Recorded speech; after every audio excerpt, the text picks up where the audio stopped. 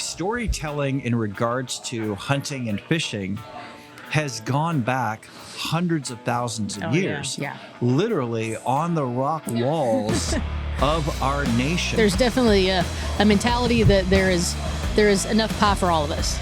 And if we are, if you're doing well, then my chances of doing well are better. So. Relationships is a big thing because we're past, people want to follow people want to see people want to know people, you want to know the people that you're working with. You're trusting your name behind that person to represent you, whether it's corporate or influencer or whatever, and you want to know, it's better to know that person. Tejas.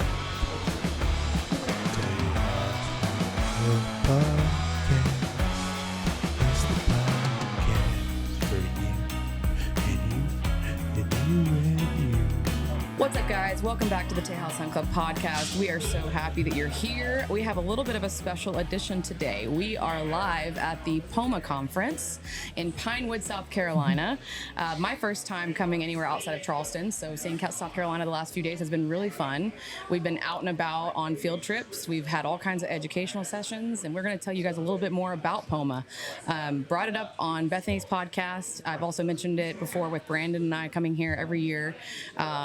And I'm going to let these guys introduce themselves, but I have Kevin, Bethany, and I already messed it up again. Adrian.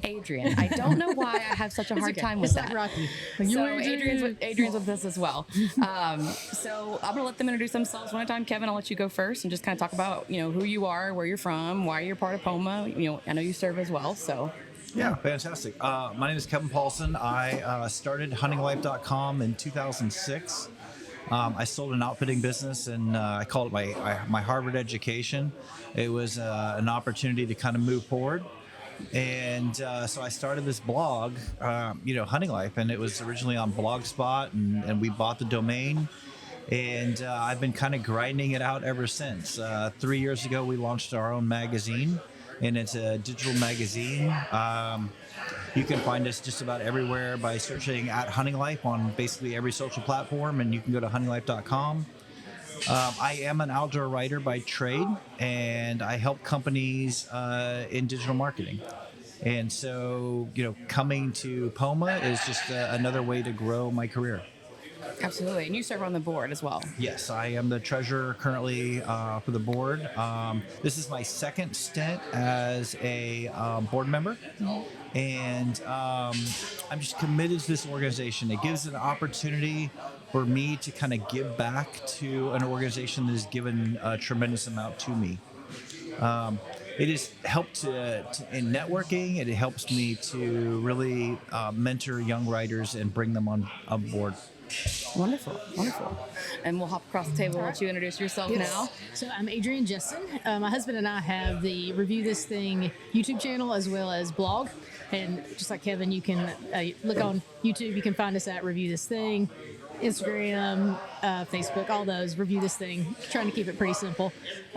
We also have a podcast that we're trying to grow as well. So hopefully we'll learn some things in this process. But I started in POMA in 2021, and I had met another member through a Facebook chat. Was just asking about length of pull actually for rifles, and so I was talking to her, asking her some questions, and she just reached back out and mentioned POMA. It was like, with what you're trying to do, because we just got started. We started the channel in May of 2020, but not really consistent till probably January, February of 21. And so we were brand new, fresh. And she mentioned that it may be a great organization, like you were mentioning, just networking, meeting people, and learning a lot about the industry and how to grow.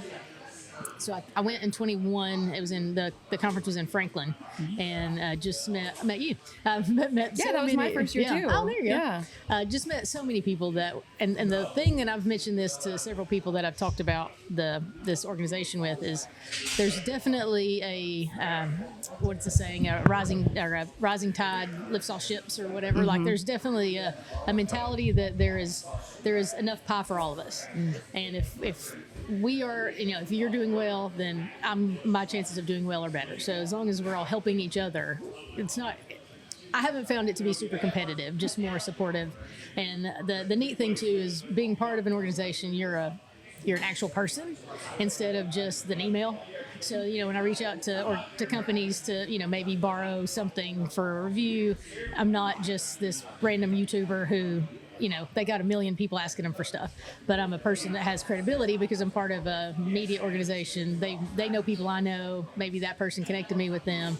And so the relationships are the main thing. Like, it's like coming to a class reunion every year. Yeah. You just get to see people again and catch up. And, I think we most follow each other on social media places. So you kind of know what's going on, but just putting that face again, face to face is huge. Oh, it's so nice to hug y'all's neck too. Exactly. Like seeing y'all you're on Instagram or whatever it may be. My main one is Instagram, but and y'all's YouTube channel has really grown. It has. When we went to that first POMA, we had, I think, 700 subscribers. And like probably in the next couple weeks we'll be at 18,000. So, and the POMA experience was huge for that. Just the support of like, well, what's your channel? Let me follow it. So it's huge. Love that.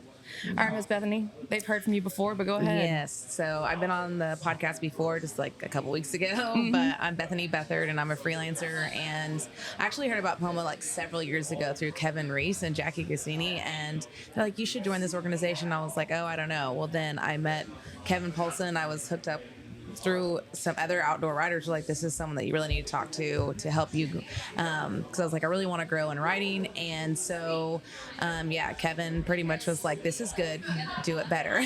And you needed to be in POMA. And that really like helped me. And so I was a scholarship winner last year, and then from there, I don't know like what happened, but it just snowballed, and it's been like a really great experience. And like through the intimate relationships, like I see these people at other places through POMA. I've been able to get into other conventions, ATA, other things like that, and them, like they're like, Kevin's been like, I've been like, he is like my mentor. Anytime that I'm like, I need help, what should I do? And he's never steered me wrong because I have that intimate personal connection with somebody. We've talked face to face, and just like getting in the outdoors, mentorship's a big thing. It's the same thing on the business side. Mentorship is a big thing. It's who they've been doing it for a long time. They're encyclopedias of knowledge around here, like pick people's brains. That's really helped me. And so I'm back again. Yeah. And we'll dive into the relationship building for sure. I'd love to talk more about what we've been up to the last few days. And it's been, for me, every single year is just a little bit better. I get a little bit more comfortable. This year is no exception to that at all. I've been able to, like I said, kind of hug the necks of people that I've been following and loving on Instagram or Facebook or whatever it might be. But then also, Brittany has done a great job of setting up these field trips. We had a field trip the very first day to kick off this conference. I got to go ride on airboats and look at native and non-native species with Santee Cooper crowd. They were great. Those guys were awesome. They're very passionate, very educated. You'll probably see some more content from us when it comes to that, because I have a ton of photos and videos from that trip. But which field trip did you guys go on? I know you were on the fishing. Were you on the fishing trip? Yeah, we did. So my husband in college, so just a couple years ago, came down to Santee Cooper to go catfishing, and he's talked about, we got to go back down there. We got to go over down there. It's the best. So when we got the registration, we knew, we're absolutely going fishing. So we went bass fishing, which our guide, I think his name was Nelson. He was awesome. He was from around here, so great local guide. Robbie caught a couple fish. And just beautiful, we got to see the osprey in their nests. And it's beautiful out there, and all the trees. But it was a big time. We knew for sure if we were given the opportunity to fish when down here in Santee, that's what we were going to do. So it was a great time. Yeah, I've heard they do Bassmasters competitions. They did one. It wasn't long ago. I feel like it was maybe March or April. They had like a big Bassmasters tournament down here. And it was on Lake Marion? Yeah. Okay, yeah. That's the one. I'm pretty sure that's right. Okay, yeah. And I wasn't familiar with any of this, honestly. Like I said, I've only been to Charleston. I stayed in Charleston. I didn't really adventure. But this state is really awesome. And a lot of it reminds me of home from Texas, but a lot of it's very different as well. The sheer number of cypress trees. Yeah. I was so floored by that. And I love cypress trees. Yeah. It's not something that I get to see very often back home. We have them in some of the lower areas, but we're just not as wet, I don't think, where I grew up, at least, certain areas is probably better. But yeah, and then which field trips? Did you go on a field trip? Yeah, we went on the South Carolina Waterfowl Association. We did a tour of their entire both did, compound. yeah.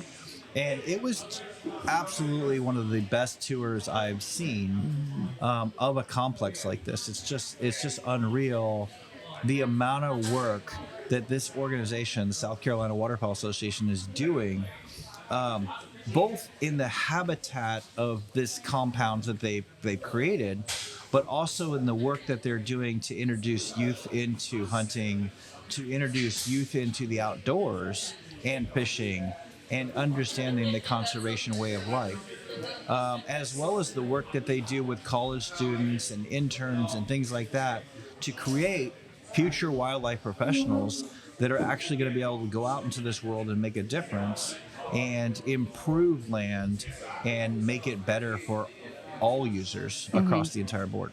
Yeah, this venue, I mean, this is one of the most unique venues I've ever been to a conference at, for sure. I know we've mostly hotels and conference rooms the last 3 years. This is the fourth year I've been here. This is my favorite so far. It's very relaxed, it's very chill, very intimate. And like he said, it's one of the most pristine properties that I've visited in a very long time. It's huge. Bethany, what's your favorite part about the place? I really like they talked about doing the Hunting Heritage Center and talking about the heritage of this area. That's something that I'm resonate with anyways, but talking about the hunting heritage and then bringing in the heritage of the landscape that they're on, not just like a general American tradition. I really did like that, and that they're actually making a center to display that. And they talked about excavating some areas and putting some of the artifacts, there was going to be artifacts of the original house that was on this property. They're going to excavate it and put all those artifacts in the Hunting Heritage Center. So I'm really excited to see that come together and what that looks like, because I mean they've already done a really good job. I'm sure it's going to be an amazing complex. Yeah, absolutely. So to see the history of this particular area in that tour, we were standing on the original Indian roads. Yes. And it was just oh my gosh, to be able to stand on that road and think that these roads were used by Native Americans here for hundreds of years.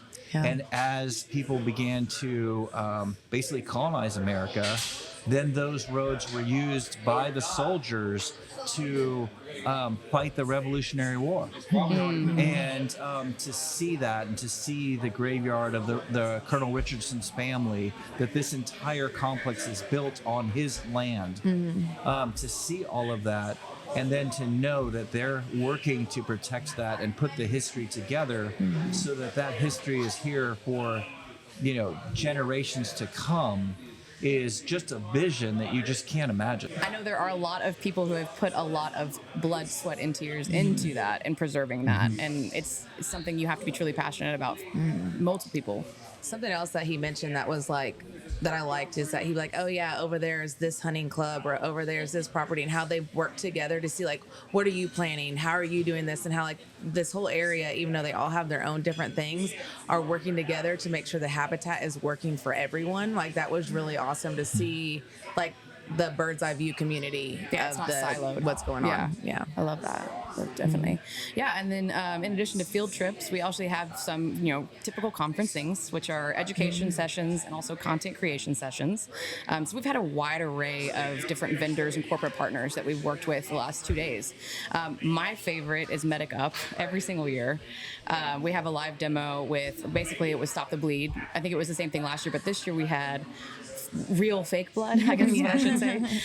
That's one of my favorite. And then we had a live demonstration with them on, tourniquet use, packing gauze for injuries, also talking about, how you're going to be able to use the tools that they offer to us as well. I bought a pack from them last year. I haven't touched it since last year, so I got it back out, and it's a good reminder. Yeah. You can have these things, but if you don't get them out and handle them, usually, so it was a great session for me. So what are some of y'all's favorite educational sessions or content creation sessions this year? I definitely, the one we just had a little bit ago, the gentleman from Murray going through some of his tricks to some of the social media creation. And that's always such a changing, it seems, platform. They're changing something all the time. So just how to stay a little bit fresher with that and potentially be able to gain followers and attention, mainly just to be able to spread the value that you have and you want to share, and hopefully grow interest in what we're doing. And so seeing that the options, I guess, for how to do things a little bit differently was helpful for sure. Yeah, and he's also super young. I didn't realize how young he was, and his perspective was nice to see him go up there and talk about that. And he said he's only been in the outdoor industry for a year, but it seemed like he was so seasoned. So yeah, that was a really interesting one for sure. Yeah. What about you guys? I mean, you mentioned my medic, and last year we had my medic here, and they gave an entire seminar on tourniquets and packing the wounds, and then purchasing and keeping and maintaining your individual first aid kit. And I had a unique experience because I actually went home. And 2 weeks later, I was planting an aspen tree and took an axe directly to my leg, had the opportunity to actually use my individual first aid kit. So I got the real, I got a session at POMA that literally 2 weeks later I was able to put into practice. Now, I don't recommend that you go and chop your leg or chop into your leg with an axe. That's dumb.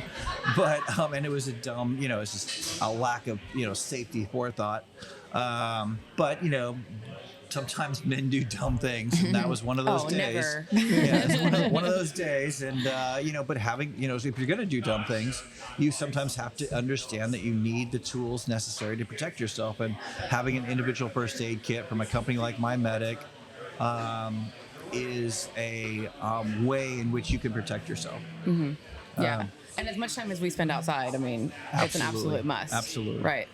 I think for me, going into these sessions, I really enjoyed Trent Marsh's session on shooting, and that it wasn't necessarily the scope that is necessarily causing your problems. It's generally you, the shooter, that's causing your problems. I think he hit the nail on the head that you should be practicing your shooting, and that you can buy an air rifle and practice it 20 yards just consistently over and over and over. I think that really got my mind thinking that, I need to get back out there and grab my air rifle and begin, practicing my trigger control so that I'm ready for the fall season. I think the most important value of POMA is really in the times where we don't have sessions, though. It's in the individual conversations that we get to have. I call it belly to belly time. Like you get to stand belly to belly with a peer like Adrian, or a peer like Bethany, or a peer like any one of the people that's here, and you can ask questions. I just came up to Meagan and asked her questions about her camera, and I was able to get all of the information I really needed that would have taken me a week to research. And I was able to get that in 5 minutes from somebody who was utilizing that camera, understood the camera, and that's like, it is priceless information that you just can't get in another venue. Right. Yeah, that's a great point. Absolutely. A lot of that value is in between those sessions, for sure. 100%. Oh, for sure. Yeah.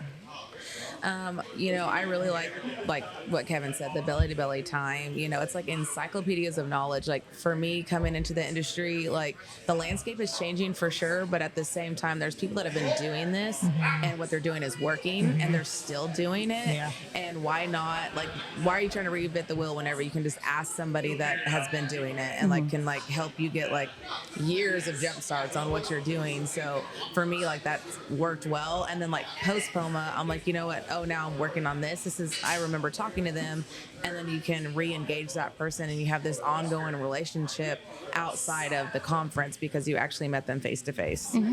Well, and like you said, it's not about competition here. We're all really here to support each other, and that's what's so refreshing and nice about it. I mean, even with content creation, this whole event, everybody's got a camera, or and if they don't have a camera, they have their phone in their hand. Everybody's creating content the entire time, right? And we're all taking pictures of each other and taking videos of each other and just airdropping it and be like, here you go. They're very intense. So we're back, guys. We had a little bit of a, I almost said interception. We had a little bit of a and not an intervention either. What is it called? Intermission. That's the word I'm looking for. We had a little bit of an intermission. We had to go back and do all of our duties. But yeah, we had a panel with a lot of our POMA board members and our executive director and went over some things about the benefits of being a member. And so that's kind of what we're diving into now, I think is going to be a good segue. I will say that regardless of how many people we have at this conference, it's like he mentioned, I'm getting a lot out of the quality of the people and of the relationships and how much they care. And honestly, how transparent and how upfront. Like I've had people that I've just met that ask me like, why did you get involved in this? Like really making me think or like, well, have you thought about this? Or, I think really that you could move in this direction. Like it's so nice. Like the value that's being provided between these sessions and especially after hours, which we're about to dive into here in a little bit. Yeah. I mean, I met someone that I said, oh, I've only been here for 4 years, but he hadn't met me in the last couple of years. And he was like, how do I not, dove into a couple things with him. And I just said, thank you for actually caring and like slowing down and listening to me and caring about why I started and why I'm in this industry and like feeling me out, I guess, in a way to make sure that this is somewhere where I fit, right? And truly making sure that I felt like I fit after that conversation. So I don't know. I mean, what are some of the benefits that you guys, or what are some of the relationships, I guess, that y'all have established? I mean, you mentioned a couple things. Yeah. But what has been the most valuable aspect of the relationships you've forged here with this organization? Well, so year to year, it's like last year was like my first time. What I liked about last year is they talked about the editors panel. I needed to know how to like talk to editors. Didn't know how to do that. Like, and all of the editors had different ways that they wanted writers to communicate to them, and now like this year they're talking about corporate sponsors and media. Like there's a different way to connect with them. But you never know, like every year is like a different reason. Like I've changed from what I needed last year to what I need this year. And so the needs of the industry is different for me. And so how I'm going to approach the relationships, I might not need something right now, but like late in the year, I keep all of my business cards. I have a huge stack and I'm going to re-email that person later on in the year and be like, hey, da-da-da-da-da. And then like, we've already cultivated like this relationship. They know me from like face to face. So for me, relationships is a big thing because we're past, like people want to follow people want to see people want to know people, you want to know the people that you're working with. You're trusting your name behind that person to represent you, whether it's corporate or influencer or whatever. And you want to know, like, it's better to know that person. Yeah. Yeah, I would say for sure. So from where we started as a review channel, reviewing products, and now with our blog, we write articles reviewing those products, and we're jumping into some other areas, doing a little bit more just general writing. So that's another animal for a different day. But the being able to have those, I think I touched on it earlier, but connections with companies that wouldn't have even considered us before, being able to have someone, for instance, probably 2 years ago, I reached out. Serena knew Linda from Mossberg, and I was like, hey, do you know anybody that works for any of these various shotgun companies? And she's like, oh yeah, I can connect you with Linda. So she connected us. Now we've been able to borrow 4 or 5 different guns from Mossberg, where now our numbers are growing. We're on a steady incline. But 2 years ago, whenever we first wanted to try these various shotguns out, like if they didn't know someone, they didn't know I was connected to the organization, or didn't know someone. They were just looking at your content. Yeah, they're just like, no. And like, even there was, I won't mention the company, but there was an optics company that I had reached out to, just cold emailed a couple years ago, and they were like, sorry, no, we only send stuff to here, but we could offer you a discount. And I was like, okay, appreciate it. Thank you for actually answering. But then through another connection, so person A that I know gave me the contact number to person B, who then connected me to C, who then connected me to that optics company, who was like, oh, we would love to send this to you. So now we've gotten like 3 or 4 optics from them to test out. So it's that whole, it's so relational. And, it's not just about like, oh, because you know me, now you're going to send me stuff. But just that, like, they now know that they can trust us with the things they have us test out. They know we're going to be genuine, and it's a real review with integrity that's honest, that isn't, we're going to represent them well. And I think that makes a big difference in being able to have like you, and you touched on this, Bethany, just like the real person that you can be, that they know, makes a huge difference among. Well, and the word that you said is like the word trust, right? Yeah. They trust you with your brand, and Right. they're never going to trust you if they don't know you, or they don't know somebody who knows you who can vouch for you, right? Right.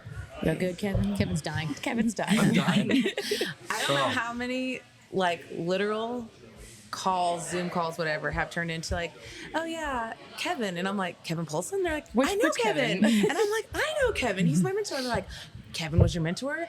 Oh my goodness! And like there, and it turns into like, okay, well now we're really gonna work with you because we trust this person that you've known in the industry for a really long time, and yeah, like everybody knows Kevin. Like literally every call that I had, they're like, oh yeah, I know Kevin. I want to do this with Kevin. I've worked with Kevin, so it's really. And, you know, I appreciate that, and in a lot of ways, like I have crafted my career around like developing young writers. Yeah. I mean, Justin Morrissey was here with the National Shooting Sports Foundation. I mean, he certainly built his career 100% on his own. But he joined this organization at the exact same time he came on and started writing for Hunting Life. His brother actually was the one who introduced me to him, and his brother was on my pro staff.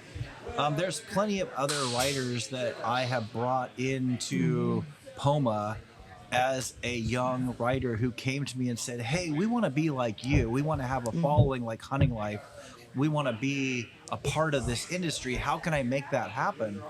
And my advice to every single one of them is join this organization. Yeah. Because the people who are here have the ability to connect you with anybody you might want to know in the industry. There isn't anybody that I don't know in this entire industry. And if I, for some reason, may not know that individual in this industry, I know somebody from this room who does know that person. And I think, It's a lock. I think one thing, as what you're speaking on, that I learned being in this organization is it's not a huge.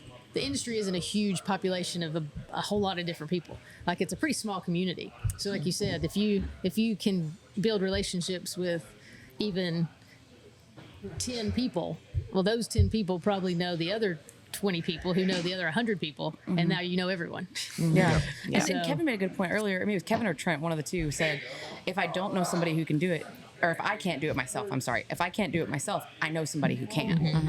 And that's been the coolest thing too, is referrals, right? Yeah. It's like, that's the other part of, there's no competition here. We're all supportive, and there's all different pieces of the puzzle for how we're in the same mission.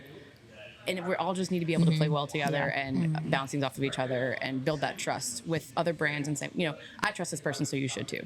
Especially because you think about, and I don't know the statistics, one of you guys may, but the percentage of people in America who are hunters is like, I think it's 5% or less. It's some very minimal percentage. My brain is saying 2, but I don't know. It's super small. Yeah. And so then if you think, and then not to go into this big topic, but when you think about legislation and how few, if there's that only 5% of Americans are hunters, and we're talking about all this like anti-hunting legislation and blocking public land access legislation and all that, if we aren't doing our job of lifting each other up and getting the information out there and sharing the content, sharing these nonprofits that are trying to, you know, Midway USA Foundation and shooting sports, and so if we don't do a good job of lifting each other up and connecting each other, then those numbers are just going to keep going down. Yeah.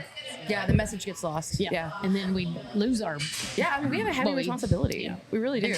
And it's not only just to elevate and the frequency of how often we talk about it, but correctly and respectfully and really like understanding the power of your reach, right? You know, like you have some responsibility here, right? And they have a lot more money and a lot more going on. Like it'd be full-time job is to make legislation that's quite frankly a huge impact on our lifestyles and our, you know, our pastimes and the future. Like I want my kids to be able to have the same access that I do, and it just seems like we're constantly butting up against issues that are typically ignorant issues, right? It's a lack of education, understanding, application, whatever it may be. And so that's our responsibility, is to help combat that, right? I mean, that's where I feel like I have a huge purpose, right? And that's why we have the podcast to begin with. Right.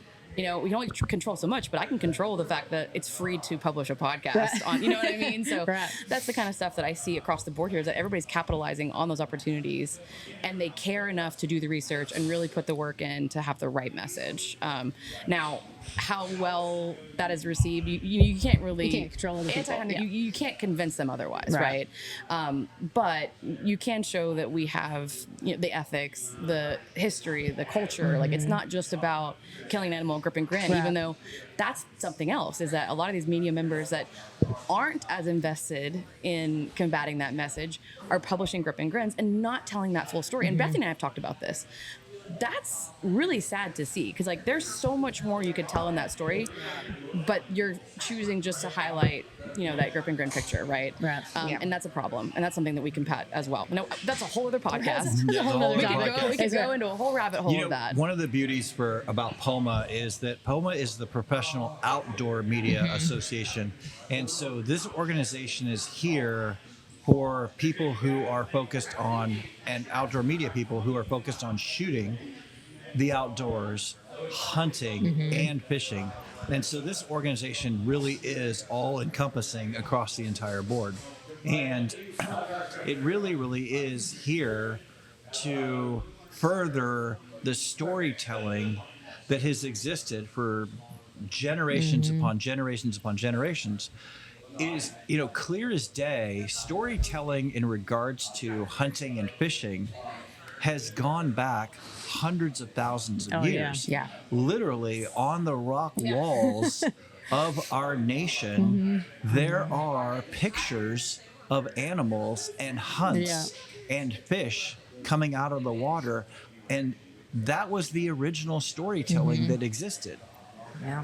So across the board, storytelling was the way to tell future generations what actually happened. And one of the most important aspects of human life was really truly about food.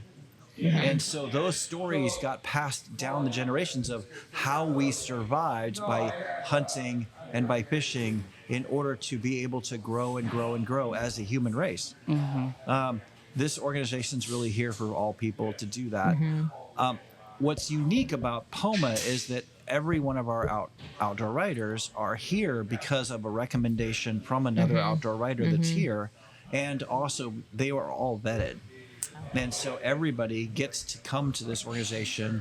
You have to have a certain number of articles, you have to have a certain number of social media posts. You are vetted to show that you are actually a professional in this industry, and that helps the entire industry know about your legitimacy as an outdoor writer. That's a great point. That's a really great point. Yeah, absolutely. Well, guys, I know that we have other things to go enjoy together, but I am so thankful for each one of you for coming on and just doing a little cute impromptu episode with me. If you guys want to learn more about the Professional Outdoor Media Association, feel free to DM any of us. Tejas Hunt Club included in that. If y'all want to send us a DM or drop a comment, if you want to send us an email, info@barmcmedia.com. Be happy to send you guys more info on how to join, or if you want to come and see what it's all about. I mean, like Kevin said, it is kind of a little bit of a exclusive opportunity for those who are serious about telling stories and really shedding a great light on the outdoor industry and making sure that it's authentic and it matches what our mission is, really. So thank you all very much. Thank you for having us. Thank you. One last quick point. You can go to professionaloutdoormedia.org and see our website, and again, just email any one of us and we'll be happy to share the story of why we're in POMA and what it means to us and why maybe you should or shouldn't be a member. Yeah, absolutely. I'm trying to push myself to find someone that I can bring now, because Gabby brought me in. Now it's my turn. So yeah, thank y'all very much. Thank you. We'll see you on the next one, guys.